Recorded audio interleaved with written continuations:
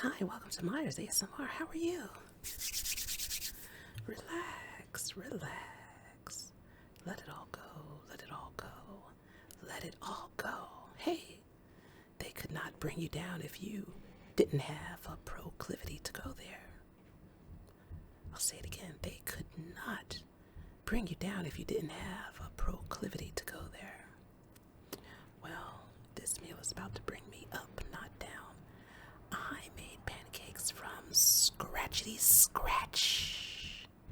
Yep, using sprouted spelt flour and all-purpose gluten-free flour. It's too easy, too easy. Honestly, this was just as easy as mixing up a mix. So let me try it without any syrupy.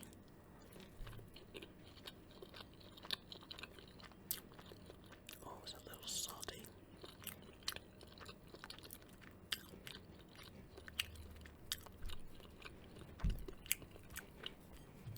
Yes, I did put some sea salt. Maybe I was a little heavy-handed.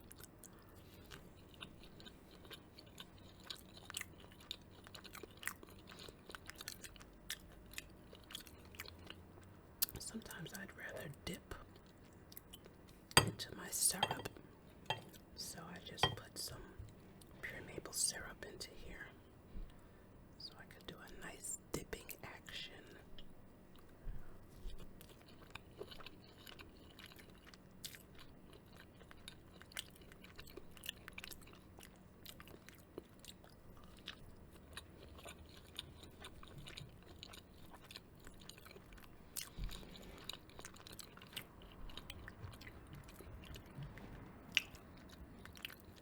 The fire alarms in this building are so super sensitive.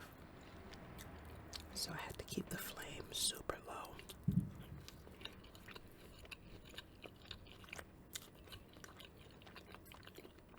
So because of that, these took longer than they should have. But it was still pretty quick.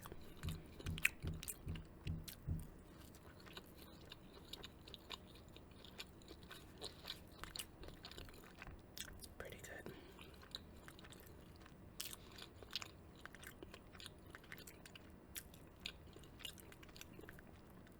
So it's just 1 cup of flour, a half a teaspoon of baking soda, 1 teaspoon of baking powder,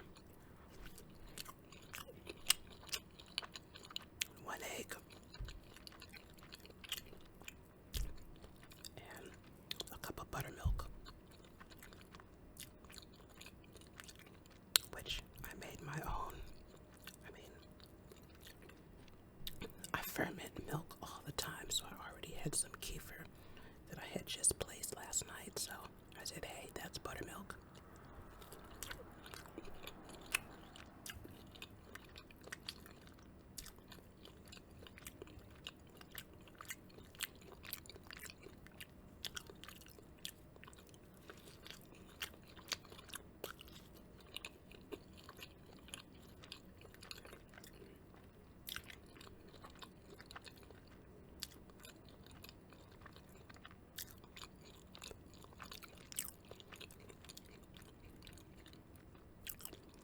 And then you put whatever seasonings you want. I put nutmeg and cinnamon, which makes them taste divine.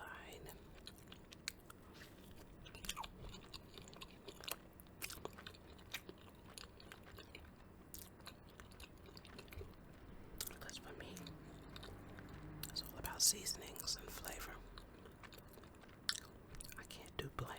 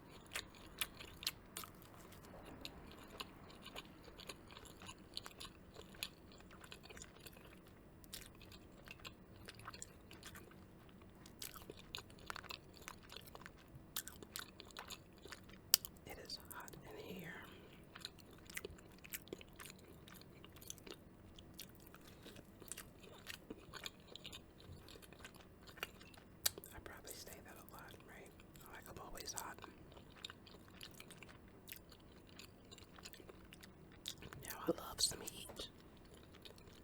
I really do, especially since when I was growing up, like the house was always cold. Especially my room.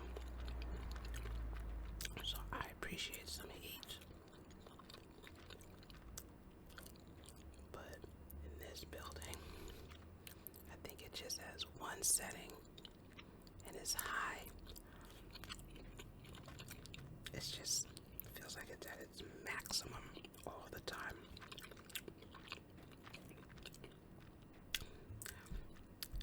And opening the windows, sometimes it doesn't help. Yeah, it's pretty extreme, isn't it?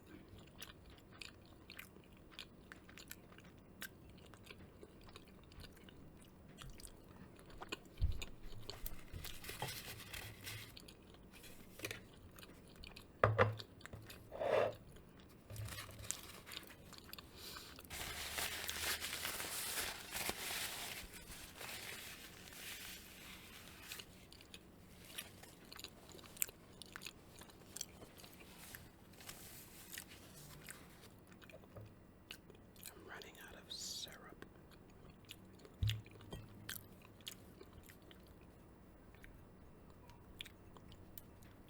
I'm ready to drink something anyways, because it's a little hot.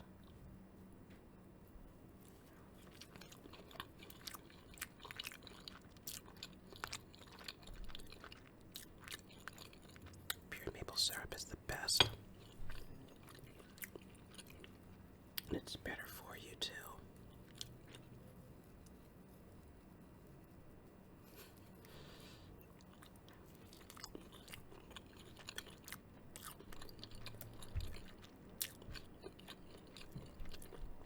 It's probably been decades since I've bought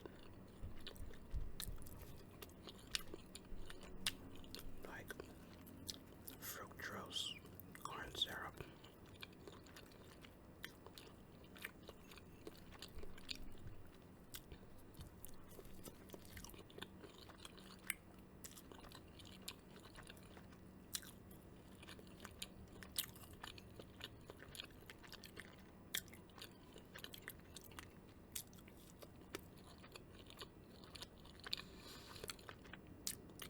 I don't know why I thought I didn't need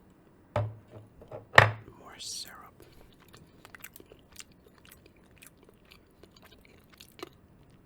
These are really good.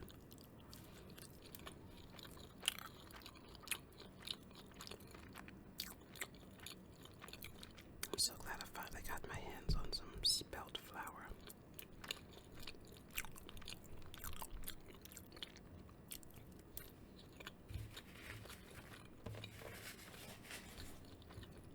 Gotta take care of ourselves.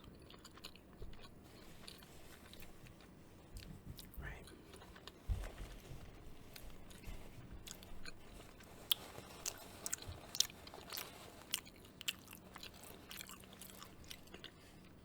Like Jerry Springer used to say, take care of yourself.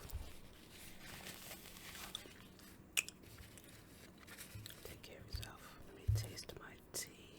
I just took some kombucha off that I had been fermenting for a long time and I completely forgot about it.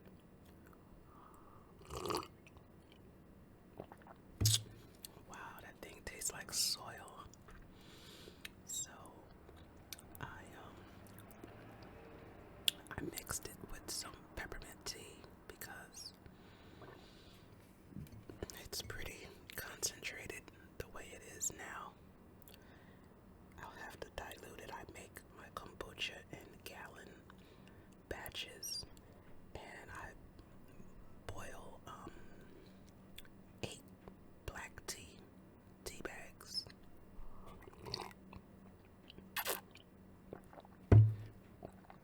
So yeah, it's pretty strong and black, and I didn't even dilute it with water yet.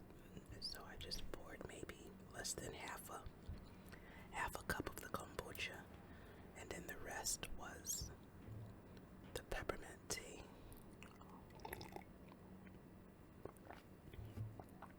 It still has that soil taste. taste the peppermint. So good.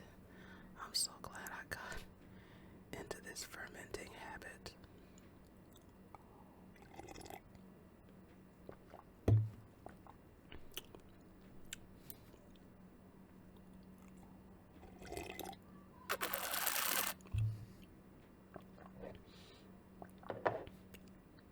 Wow, I think some people wonder, how can I be like this? I don't consider myself a health nut.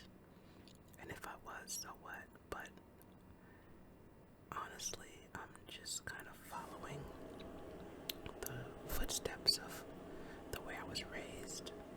My mom used to read health food books. It's not like she was a health nut either, but she grew up on that typical Southern American diet, a lot of fried foods, a lot of oily meats, fried chicken, macaroni and cheese type of stuff. And when she had her family, she just wanted to do better. And thank goodness she did. She lived in New York for a while, I think in the 60s, and there was a real progressive movement then. Dick Gregory was popular. He had written some books about health, and she read those books and she started implementing what she was reading about health, and I guess the lectures she was attending. So thank goodness. And I saw the switch. I saw how she went from frying chicken and making beef tongue and all of that to, a real change. She just knew that all that fried stuff wasn't good for her family. And I saw her with her herbs and vitamins, and we had vegetables at every meal. She was determined, if my dad stopped by KFC, back then they called it Kentucky Fried Chicken, if he brought home a bucket of fried chicken, before we could even touch it, she would make a pot of spinach or greens, some vegetable, some green vegetable to go with it. She said, there's no way in the world y'all just gonna have some chicken and biscuits and fries. She said that's not healthy. You need some nutrition to go along with it. And of course we didn't want some greens or spinach. We just wanted our fried chicken. But I'm so glad that she was the way that she was.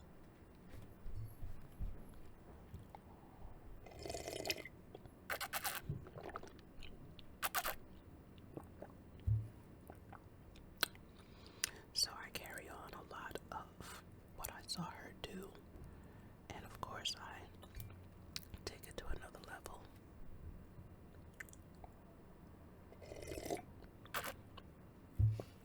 Which is what you're supposed to do. So I went and got up and poured the syrup on the last pancake.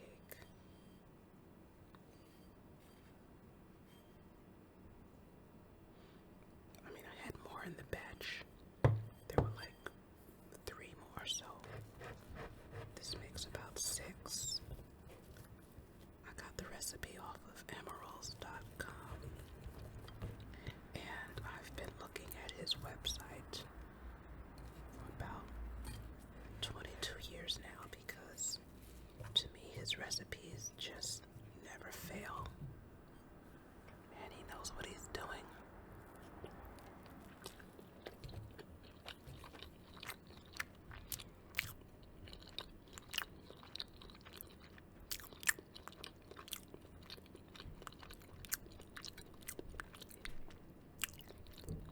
But of course I always modify them to my liking.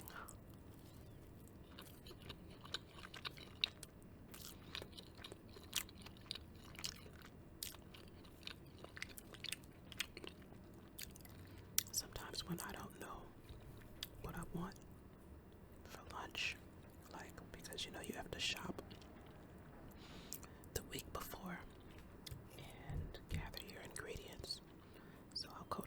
website for inspiration, and everything just looks so good. It's hard to decide.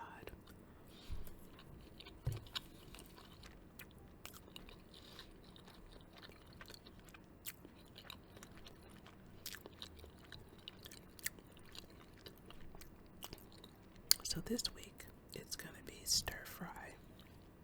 It's going to be a veggie stir fry. And I'm going to do the chicken strips separately, so I can just add them on top later.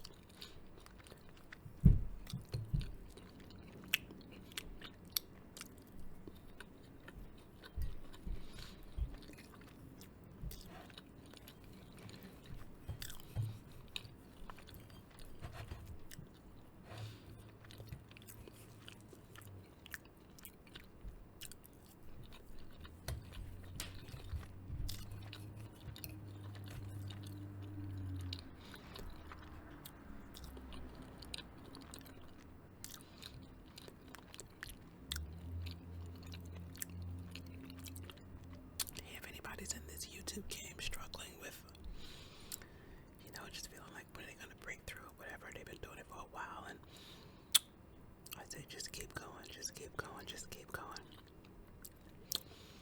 Don't compare yourself to anybody else. I do what I do,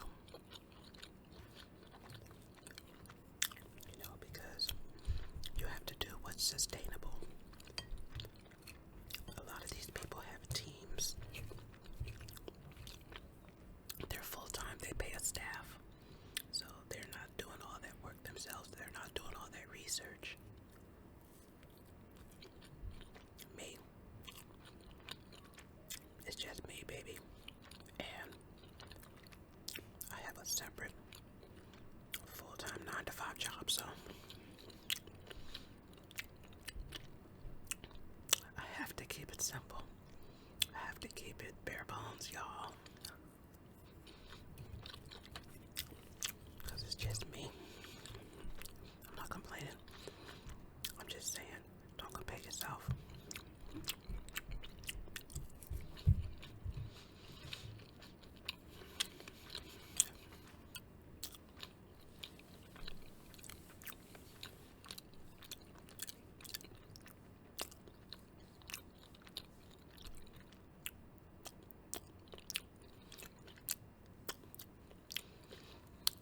Watching on Netflix now. Sometimes I'm sad when I finish a good show or a good movie, because then I have to try to find something that's just as good, and sometimes you just don't know. I saw a great movie on Netflix a couple of days ago called It Ends With Us. It Ends With Us. So freaking good. Never knew I was gonna like Blake Lively so much.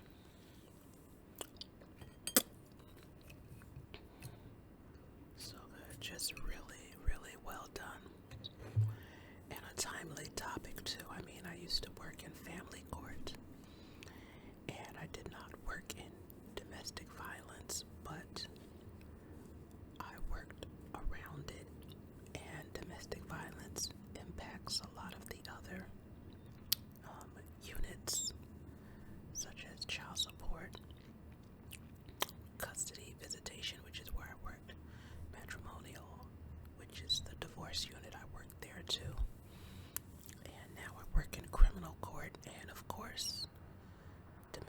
violence cases are like, an everyday occurrence. So, yeah, that movie really, it sparked my interest. So, just take care of yourselves, and recognize the signs.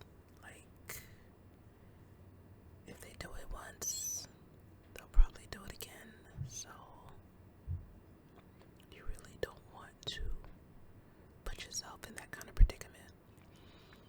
And, she had a newborn baby and she walked away. She got out of there,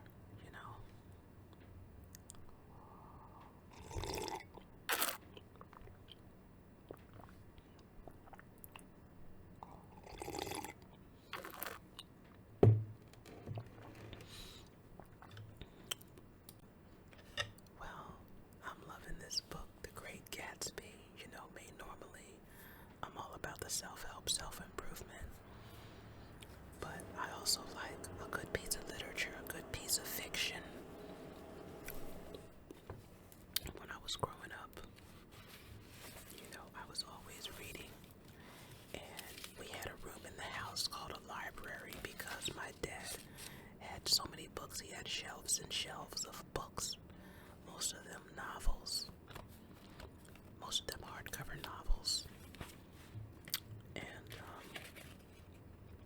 sometimes I would read some of the books on his shelves.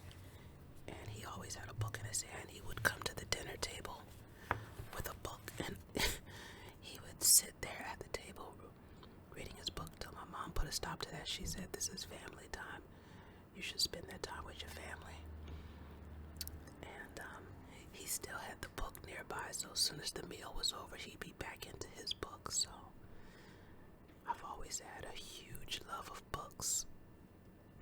With the internet and YouTube, it's kind of replaced reading in a sense because you can just watch a video to get information, and there's only so much time in the day. But so this is like the first novel I've picked up, and I don't know how long, maybe a few years, and it reminds me of the love, the joy of reading a good book. So let's see where we left off.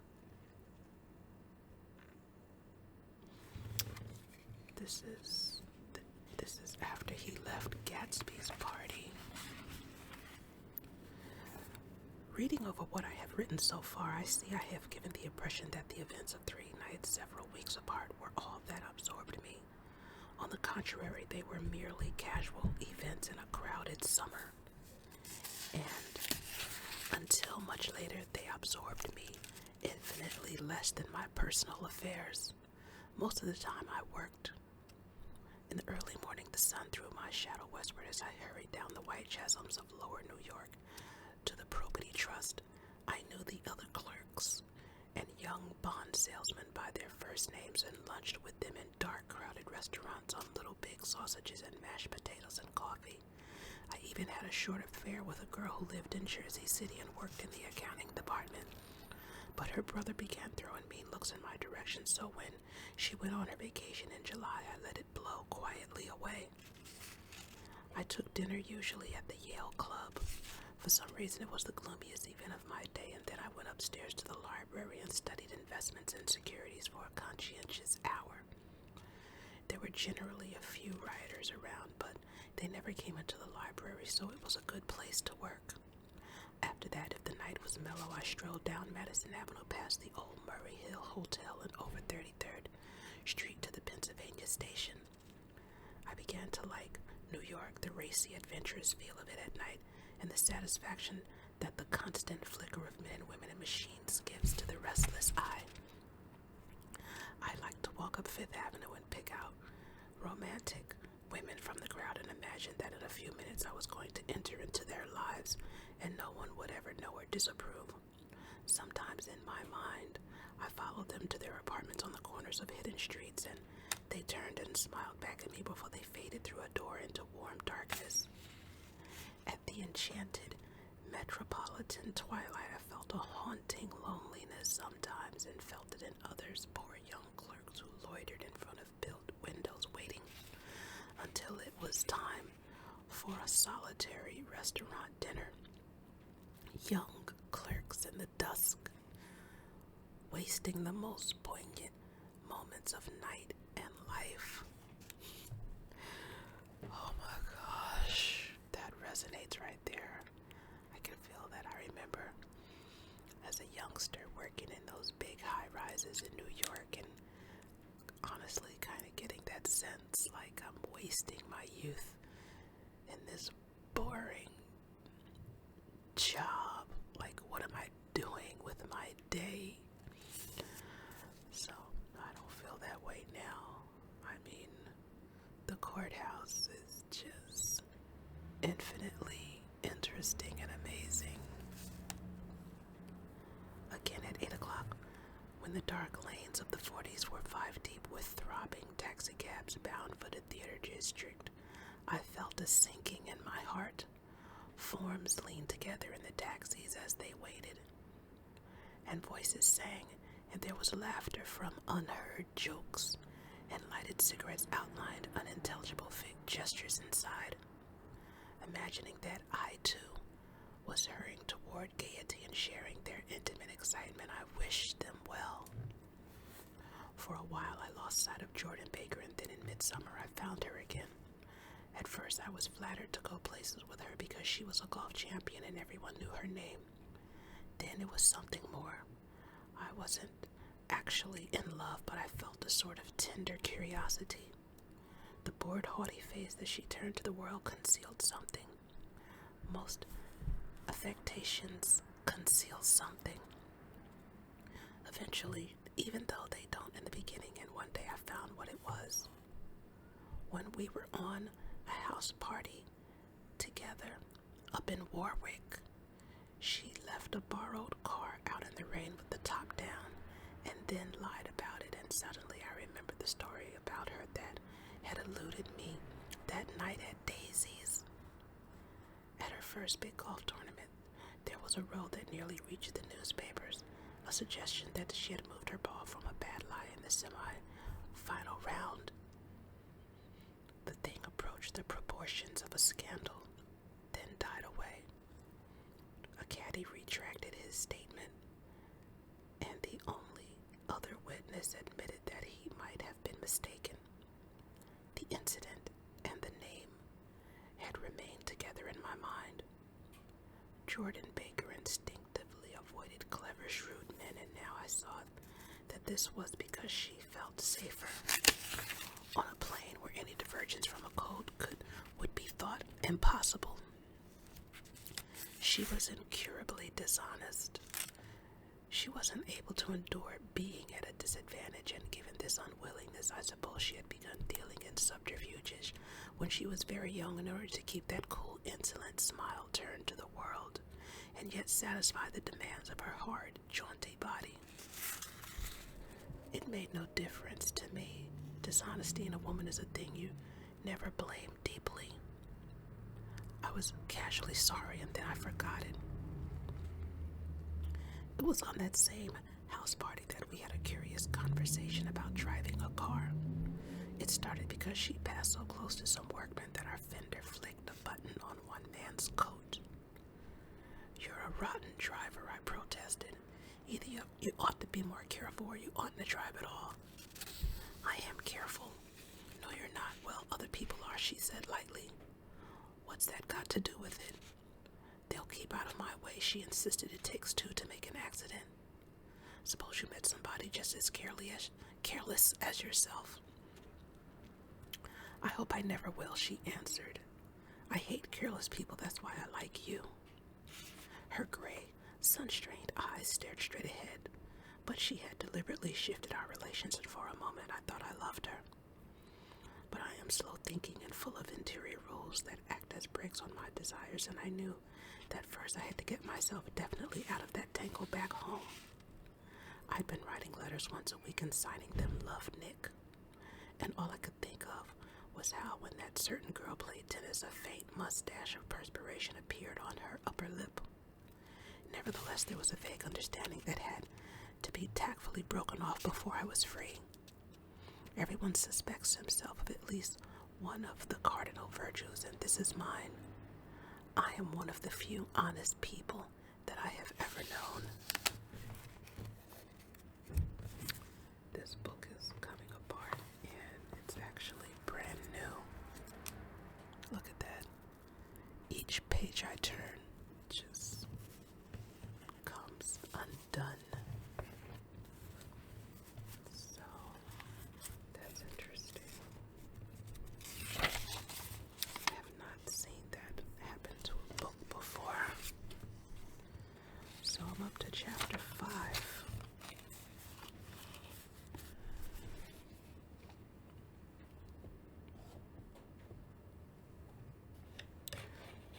Let me see, I gotta go back to the quote. They could not bring you down if you didn't have a proclivity to go there. Remember that. They couldn't bring you down if you didn't have a proclivity to go there. Hey, if you like what I'm doing here, like and subscribe. Donate to the cause. Catch me in the next video, and may you, yes,